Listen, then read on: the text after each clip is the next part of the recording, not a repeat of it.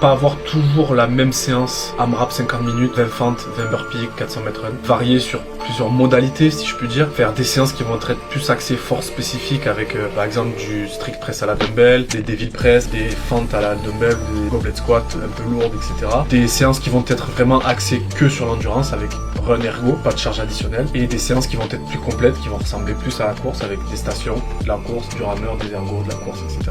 Et c'est quoi l'erreur que tu vois le plus souvent dans les procs de salle sur Aerox? C'est se dire en fait ouais, Aerox c'est juste des mouvements simples, du coup je vais juste mettre des AMRAP longs ou des EMOM longs et puis mettre rameur ski run, un peu de burpee board jump, AMRAP 40 minutes ou alors EMOM 40 minutes et basta. Et pas essayer de sortir de ce genre de schéma là. Et en fait du coup si vous avez qu'un sled, vos adhérents ils feront jamais de sled, ils travailleront toujours sur les mêmes modalités de temps, mêmes modalités d'endurance, mêmes modalités de force. Alors du coup avec Paul on s'est inspiré du modèle de Glassman de CrossFit fait sur 3 semaines où on a le fameux semaine 1 gym le premier jour, weightlifting monostructural, etc.